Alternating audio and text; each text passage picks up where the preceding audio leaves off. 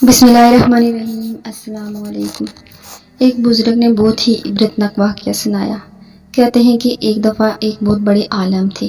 جب ان کا انتقال ہو گیا تو اس عالم کے انتقال کے بعد ان کے کسی شاگرد نے اس کو خواب میں دیکھا کہ برہنہ جسم کے ساتھ ایک چٹیل میدان میں دوپہر کی سخت گرمی میں بے چین ادھر ادھر پریشان دوڑ رہے ہیں، بے قرار اور بے چین ہیں۔ اس شاگرد نے ان سے پوچھا کہ حضرت، آپ تو ساری زندگی اطاعت اور عبادت اور خدمت دین میں گزاری، ان میں سے کوئی عبادت قبول نہیں ہوئی؟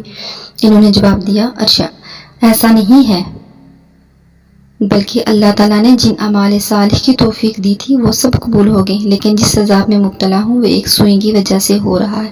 شاگرد نے پوچھا، وہ کیسے؟ انہوں نے جواب دیا کہ انتقال سے چند روز پہلے میں اپنا کپڑا سینے کے لیے ایک پڑوسی کے گھر سے سوئی مانگ لایا تھا، اور پھر کپڑا سی کر سوئی میں نے الماری میں رکھ دی، وہ واپس کرنا یاد نہ رہا، اور اس کے بعد جب میرا انتقال ہو گیا، اور اب یہ عذاب جو تم میرے پہ دیکھ رہے ہو یہ صرف اسی ایک سوئی کی وجہ سے ہو رہا ہے۔ تم صبح بیدار ہو کر میرے گھر جانا اور میرے گھر والوں سے کہنا کہ الماری میں فلاں جگہ پہ وہ سوئی رکھی ہے، اور تم لے کر میرے فلاں پڑوسی کو دے آنا تاکہ مجھ سے یہ عذاب دور ہو جائے۔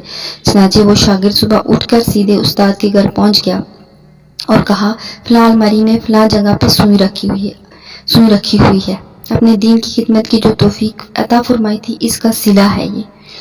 حاصل اس سے کیا ہوتا ہے ہمیں کہ آج کے اس واقعے سے کہ ہم کبھی اپنے ذمہ کسی کی کوئی چیز یا کسی کا کوئی حق نہ رکھیں، بلکہ جس چیز کی جو چیز یا جو حق ہمارے ذمہ ہے اسے واپس کر دیں۔ اندازہ کیجئے کہ ایک سوئی کی وجہ سے اس قدر عذاب ہو رہا ہے، جو بے شمار نیکیاں اس دنیا سے کما کے جا چکے تھے، ان کو ایک سوئی کی وجہ سے اگر یہ عذاب ہو رہا ہے، تو آج جو بے شمار حقوق العباد کے بارے میں لاپرواہی برتی جاتی ہے، جس کا حق کھایا جاتا ہے، کس قدر عذاب و وبال ہوگا۔ اللہ تعالیٰ ہم سب کی حفاظت فرمائے اور ہم سب کو اس پہ عمل کرنے کی توفیق عطا فرمائے جو اللہ نے ہمیں سکھایا ہے، جو اللہ ہمیں قرآن میں سکھا رہا ہے۔ آمین ثم آمین۔